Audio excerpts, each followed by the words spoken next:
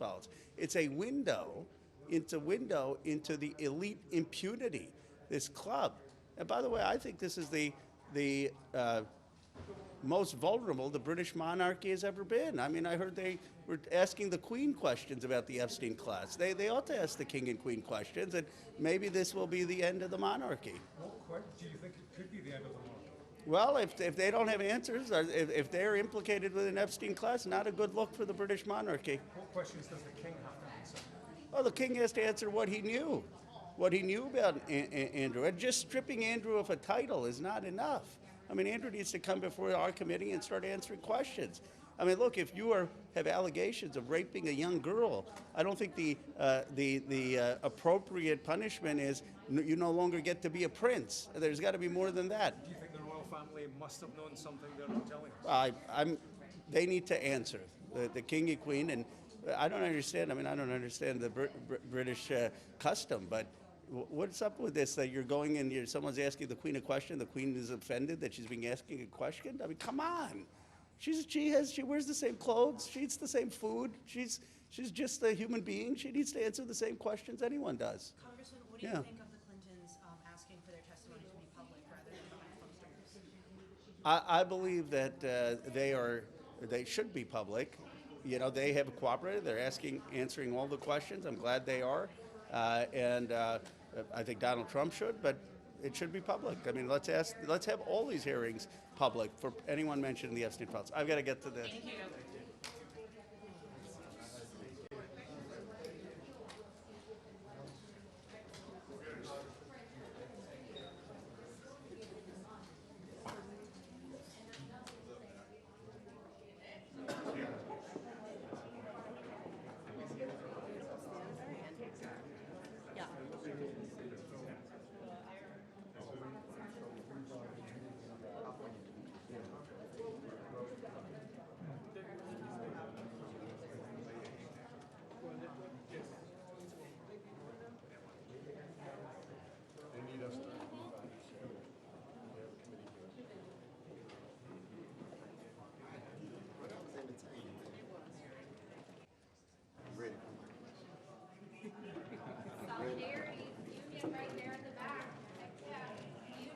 Oh, that is solidarity. All right.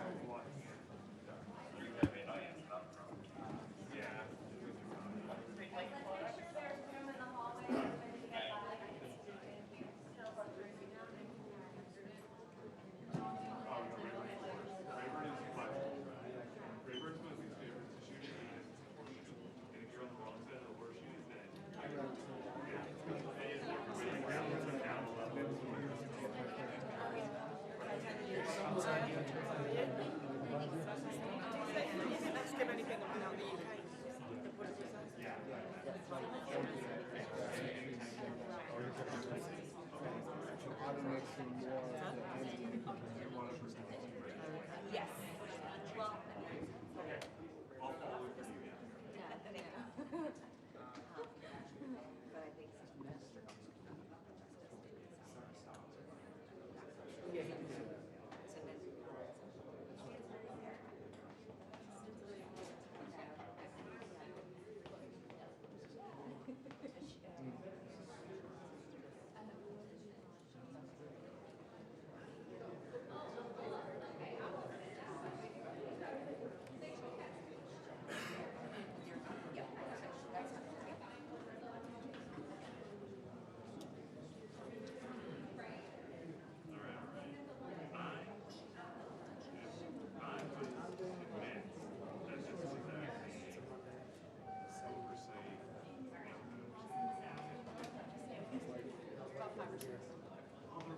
I think they're preparing the other side right now. It's like online.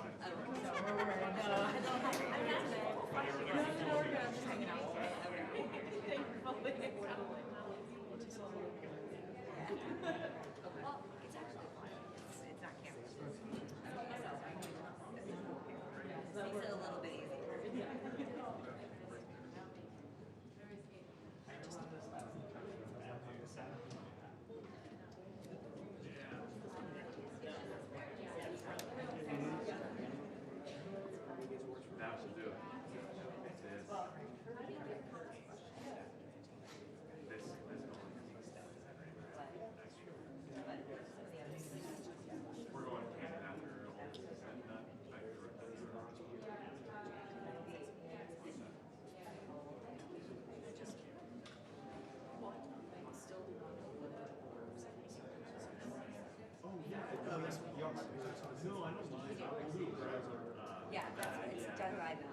and I have a better relationship. So it's just whatever time you So I'm oversight raising the intern. I didn't know if it was going to Well, be some other. I used to have oversight.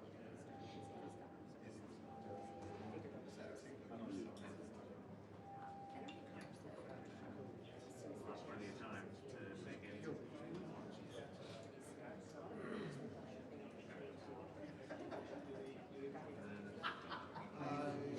How like I got to do some of the stuff over here, but it's different.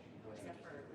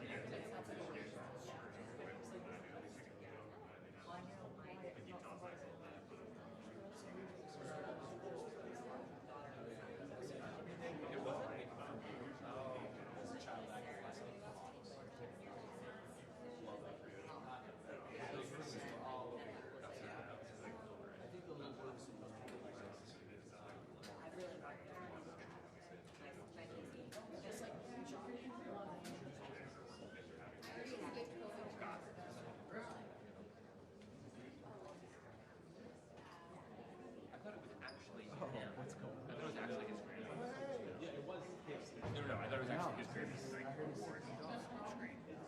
Like him getting out of the basically.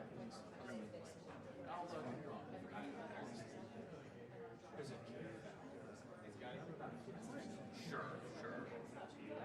I haven't used it, but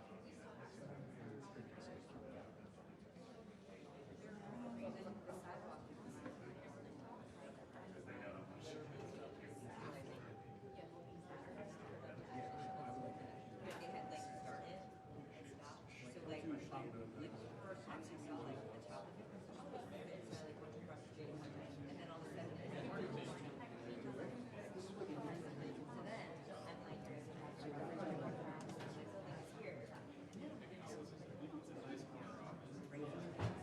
that's good news because there's only two of us. I know. You're both in this hall. And we're both here at 7 a.m. We're playing all of our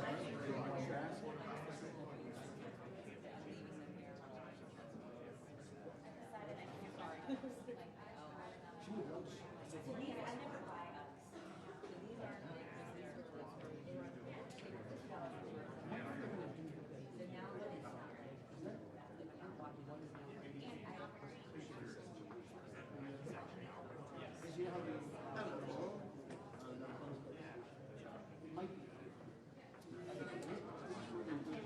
Somebody was saying it was going to be at that annex up on the hill. One lake, what do you call it? casual Monday. Yeah. The one lake that Yeah.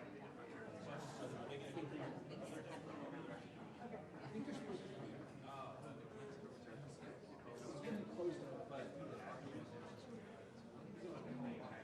You can hold mine. I mean, if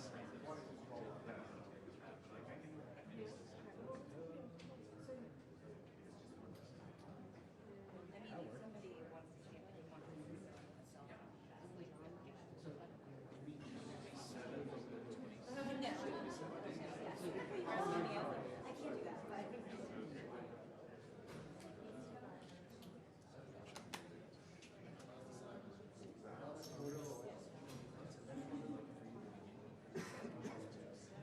Ken, are you using it SD card? Yeah. Beautiful.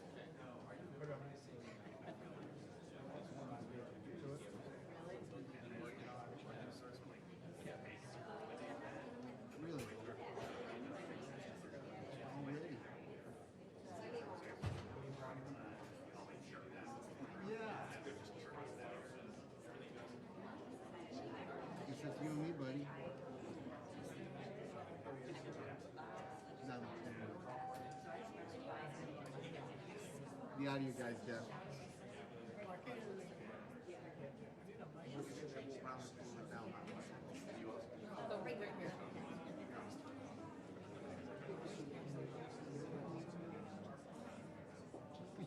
Yeah, a boom mic. Oh, yeah, you can bring it down.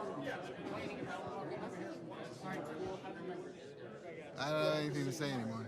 You missed the moment.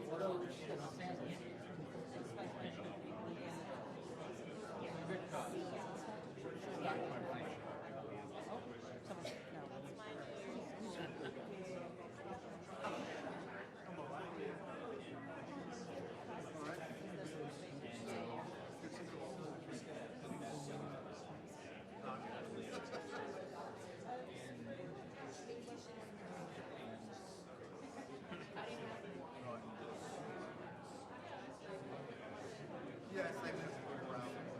Really? I mean, it was old.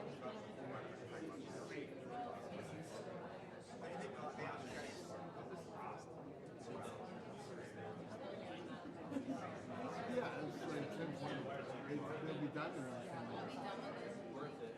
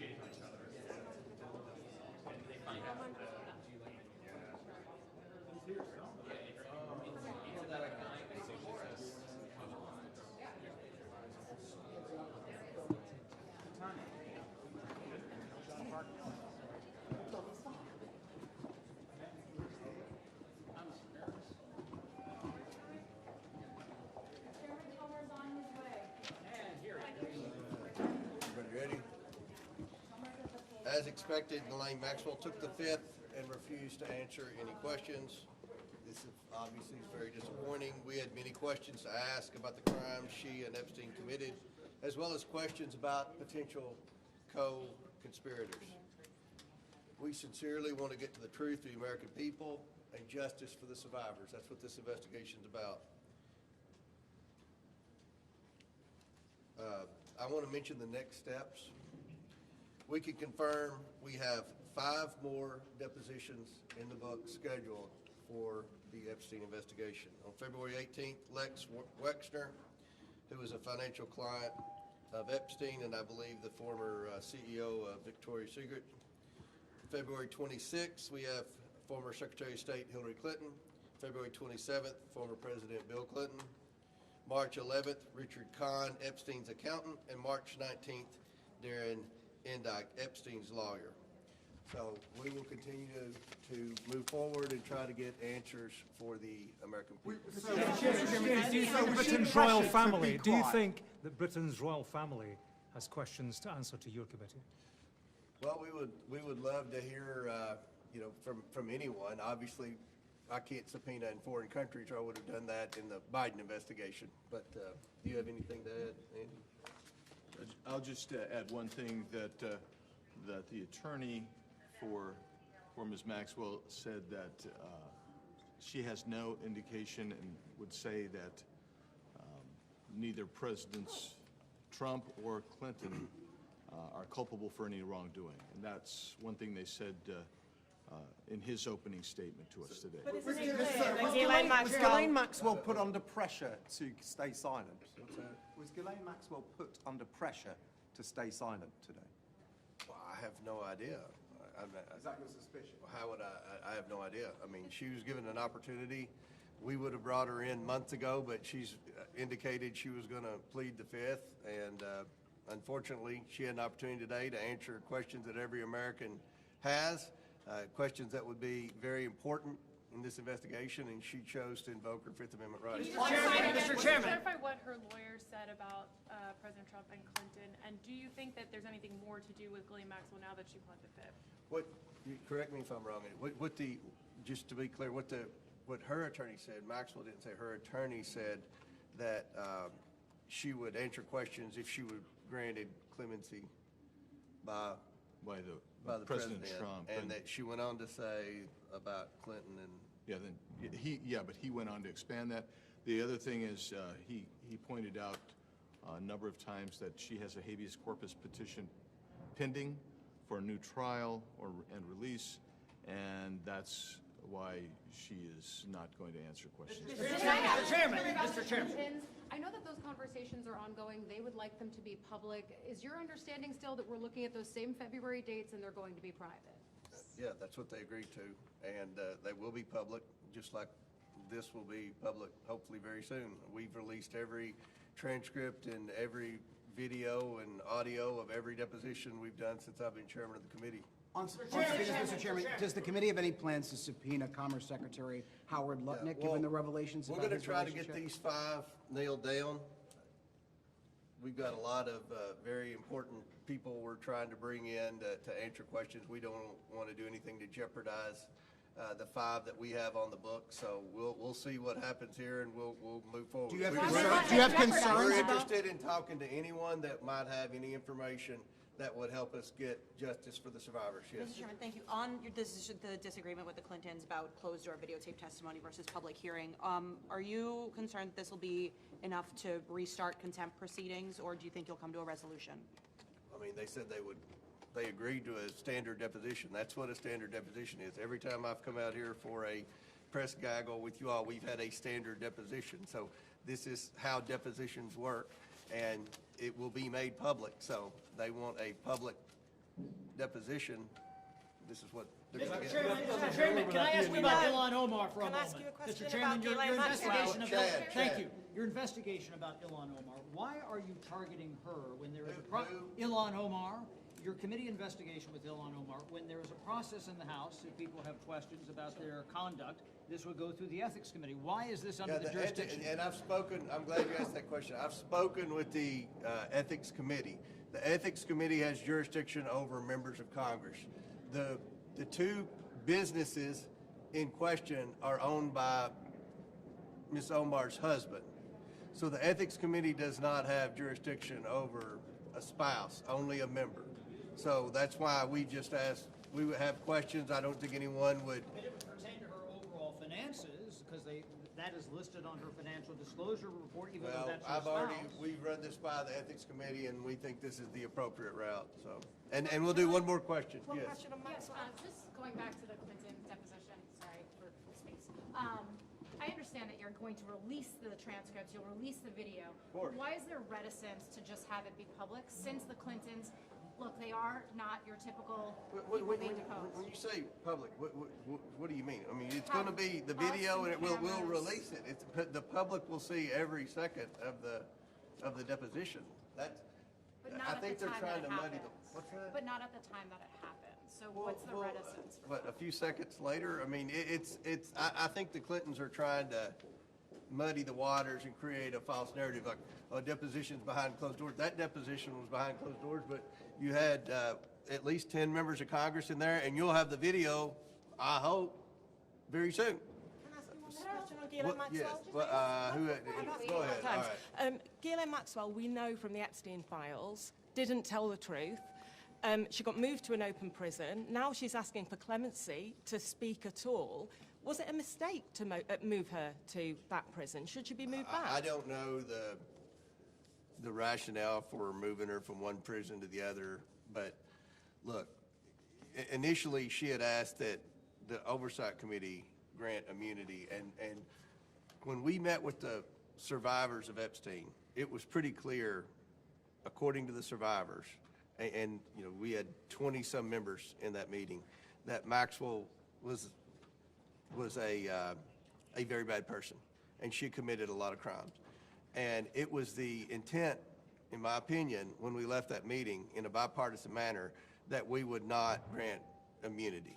Now, what she said today, she's asked for clemency from the president. So I personally, for the reasons you just stated, don't think she should be granted any type of immunity or clemency. But we'll obviously, you know, as more documents are read and understood, then we'll go from there. But I'll close with this. I think it's great that the Department of Justice is letting members of Congress come in and look at all the unredacted versions of the documents. Attorney General Bondi is doing what she was supposed to do via our subpoena first on the House Oversight Committee, as well as the Epstein Transparency Act. So I think we're finally going to get some answers, and hopefully at the end of the day we can do what our objective is in this hearing, provide justice for the survivors. So thank you all very much. Do you have a location for the Clinton deposition yet?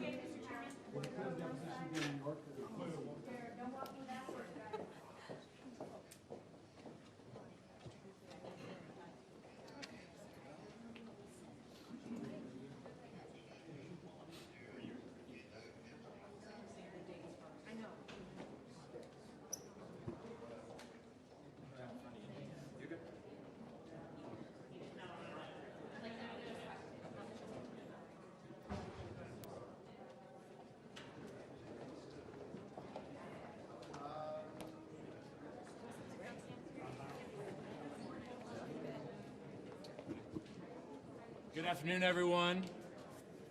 Ghislaine Maxwell is a monster.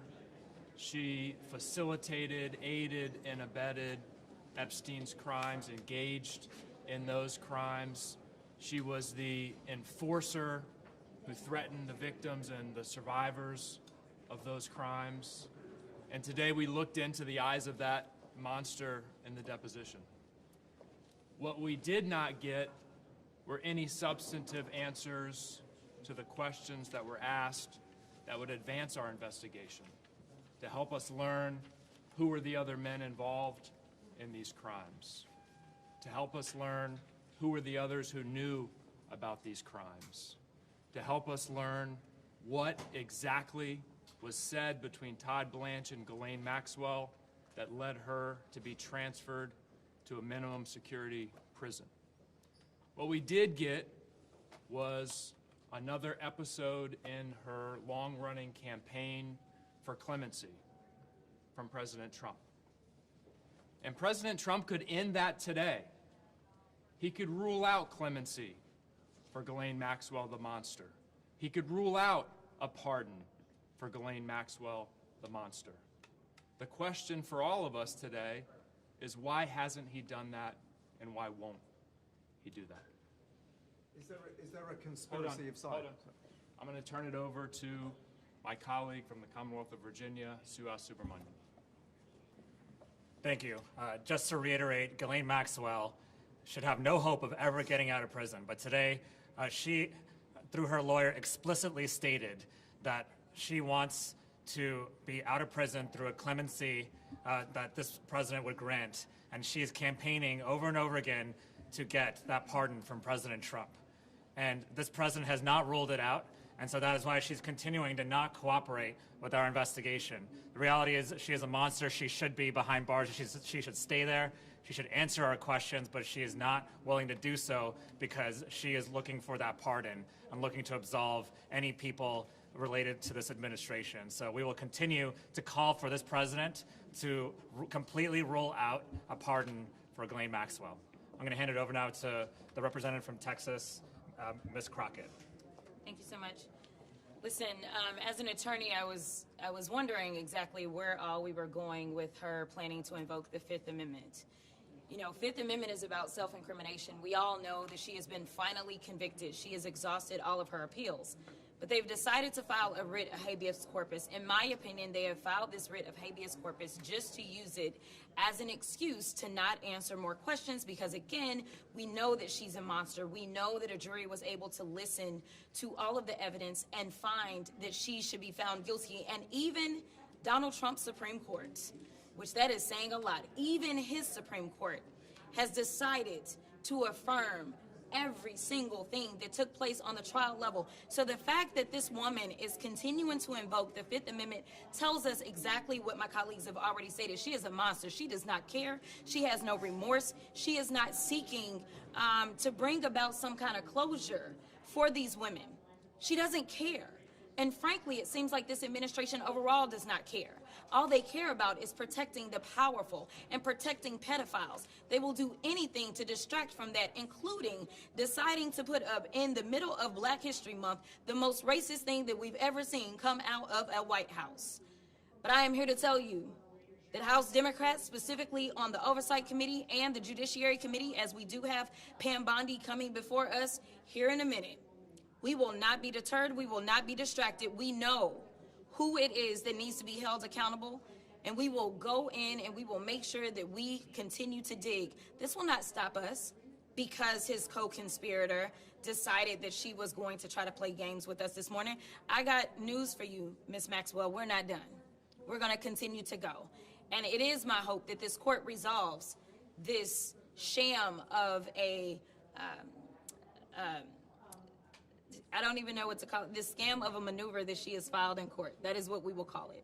We hope that that is resolved quickly and we can bring her on back since we're not physically moving her. She's still in her cushy jail cell down in Texas. We will bring her back so that she can answer questions and hopefully finally start to answer questions truthfully. And now I'm going to pass it over to my good friend out of New Mexico, Ms. Stansberry.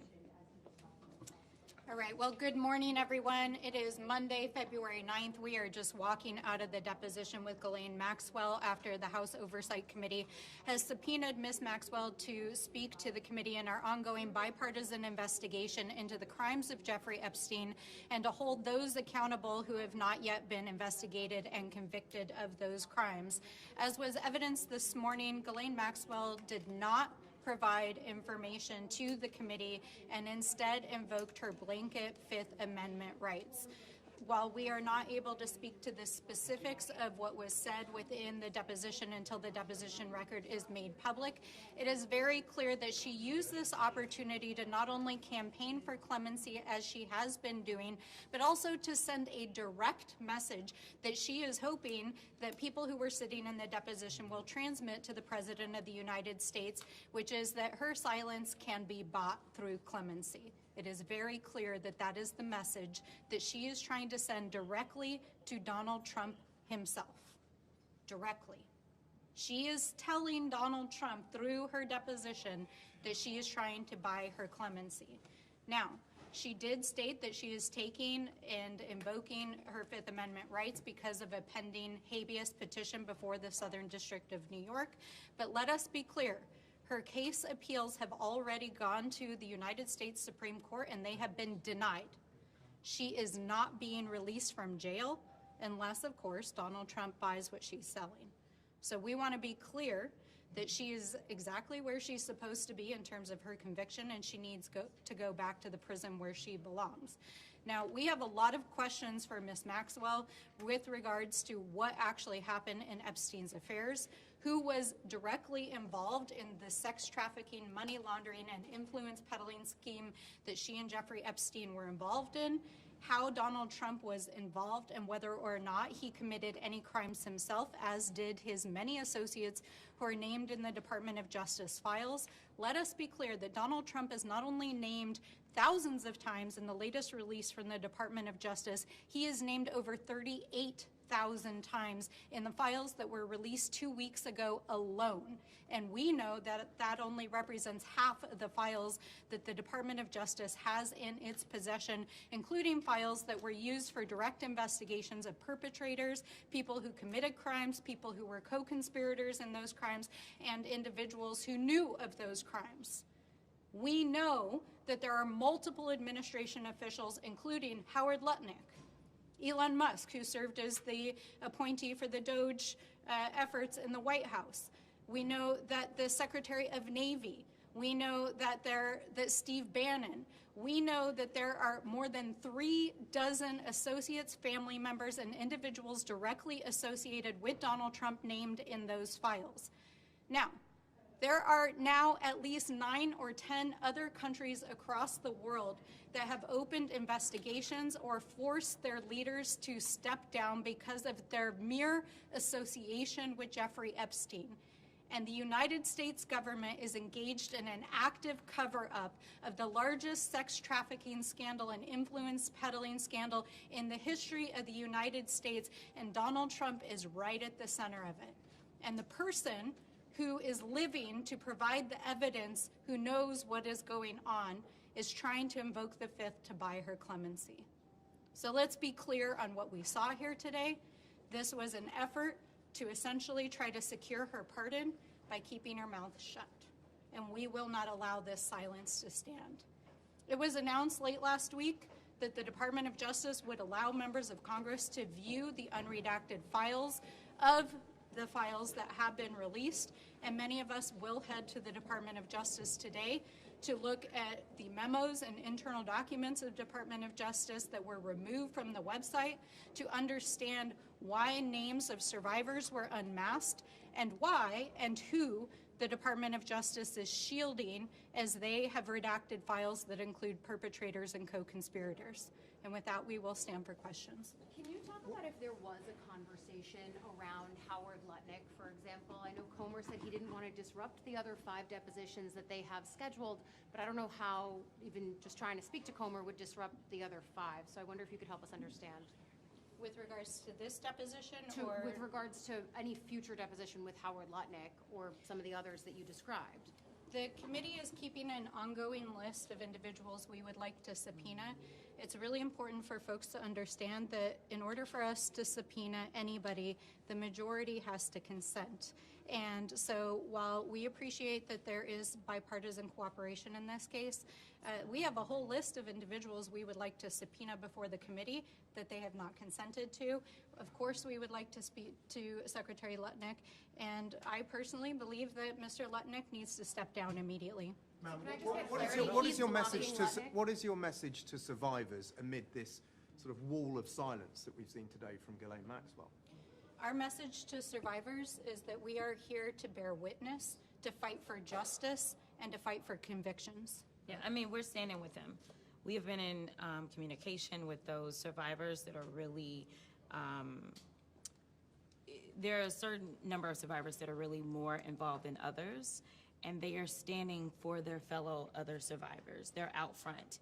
we are standing with them, and we are telling them that we're not going to back down, which is why we're very clear about the fact that, yes, this took place today, and basically Ghislaine was like, I'm not going to participate, but we're not going to stop. You know, there were those that thought we would stop when we were able to get the discharge petition done. There were those that thought we were going to stop when it didn't seem like we had the votes once we finally got that done. I mean, the House Speaker shut the House down so that we would not go there, right? And now that they have violated the law, because this is actually in law, we are not stopping. So I want people to understand that House Democrats, we are going to be on their asses. Like, that's just the reality. And what is your message to President Trump in that case? Same thing. We're going to be on his ass. I mean, you know, it is so, I don't really know where we are in this country. Why are we even having this conversation? The United States is falling apart right now, partially because he's going out and randomly allowing for the killings of people in the middle of the street. But the other part of it is that we have a 34-count convicted felon, and there are people that are still shielding him from any type of accountability as it relates to a child sex trafficking ring. It is time to take the blinders off. Like, I don't understand why we are pretending like any of this is normal. And I think that that is the level of frustration that so many people are bringing, whether you're a Democrat, Republican, or independent, specifically to the Epstein file situation. Because right now, we know that they were willing to try to throw the Clintons in prison for not showing up, yet they won't even allow us to bring other people into committee who we know are mentioned in these files and mentioned so much more. When we went through the hearing as it relates to the Clintons, I said, listen, we know that Donald Trump's name is mentioned more. Bring him in too. Like, I'm not saying that this should be partisan. This should be whoever. I want to be clear about that. This, for the Democrats, this isn't partisanship. This is about right versus wrong. What do you think? I just want to say, with respect to the survivors, I spoke with a survivor this morning. Many of them are on Capitol Hill today at the Judiciary Committee hearing. And what I said to her is, what we need is for members of Congress, Democrats and Republicans, to show just a tiny bit of the courage that the survivors have shown. If we can find it, if our Republican colleagues can find just a little bit of courage, when the survivors have demonstrated incredible courage throughout this ordeal, we can make progress and get the transparency they're asking for. Can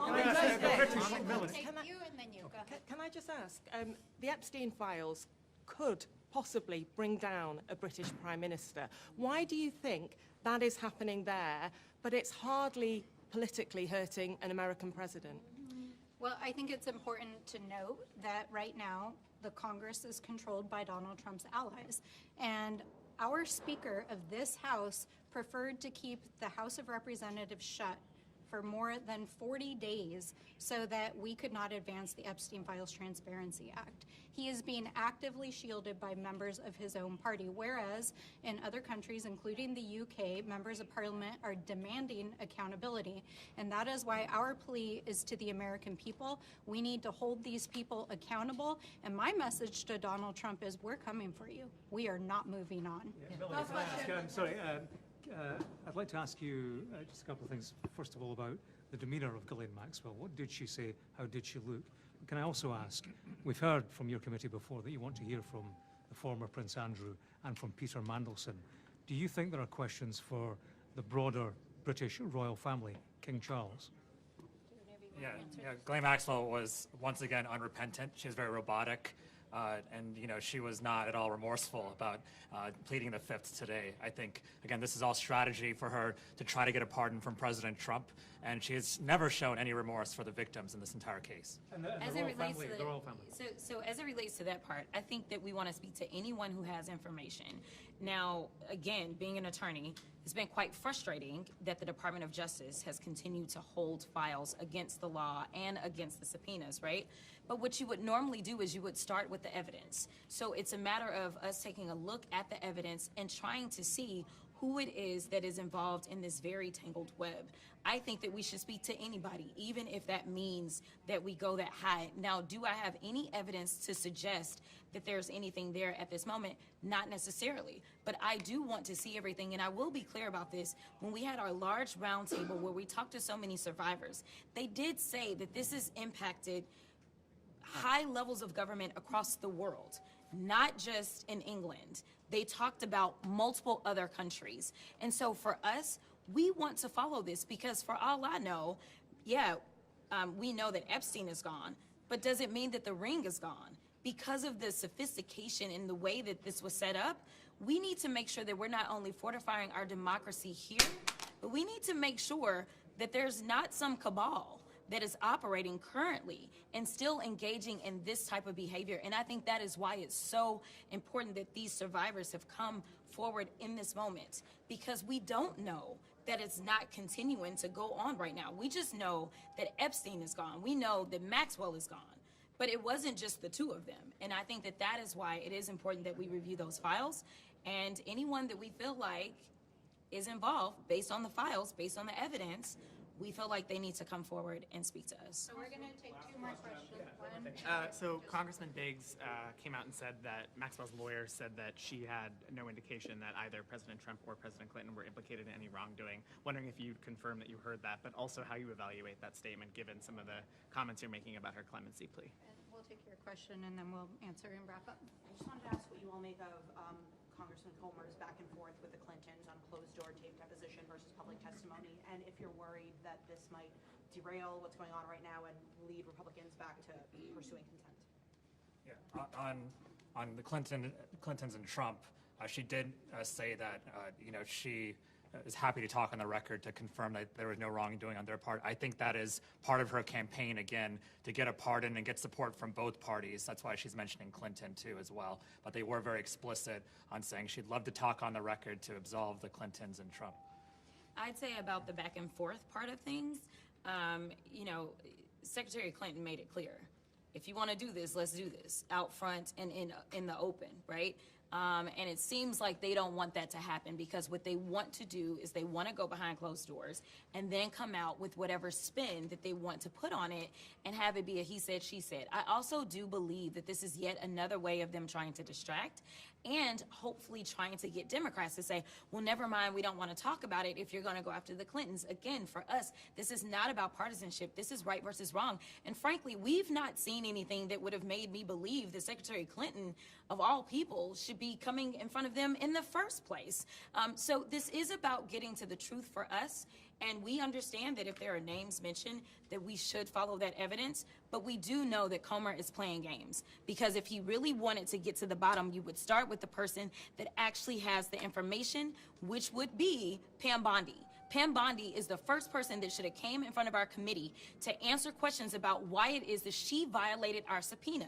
Instead, he's ignoring her violation. And then once we ended up with the Epstein Transparency Act, she has violated the law as it relates to that, and he still doesn't have anything to say. So I want people to be very clear-eyed.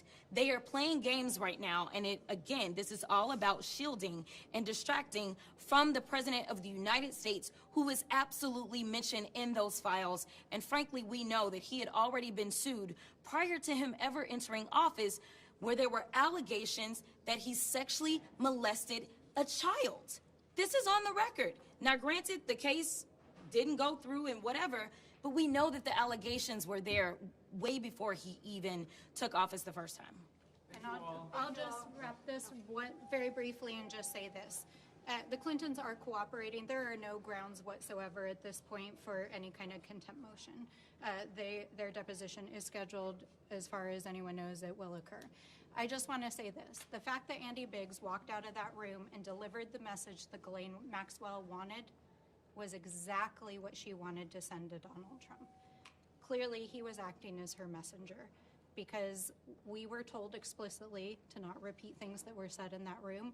It's very clear she's campaigning for clemency, and it's very clear that Mr. Biggs delivered the message to Donald Trump. Thank you. Thank you, everyone.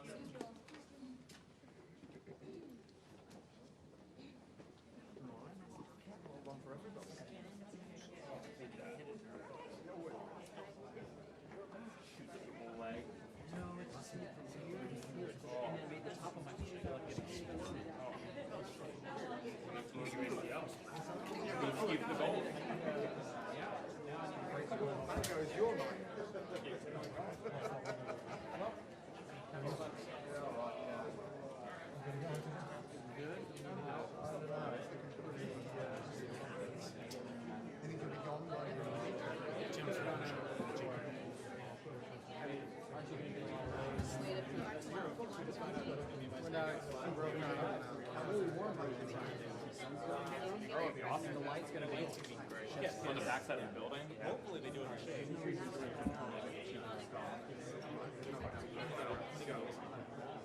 Good point.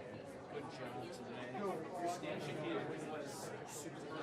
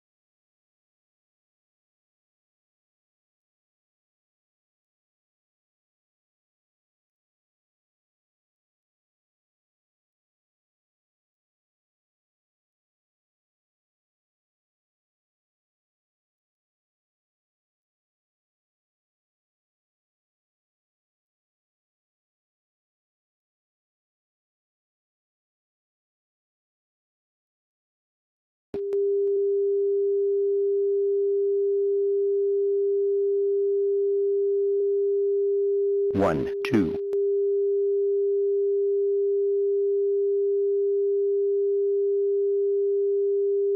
1, 2.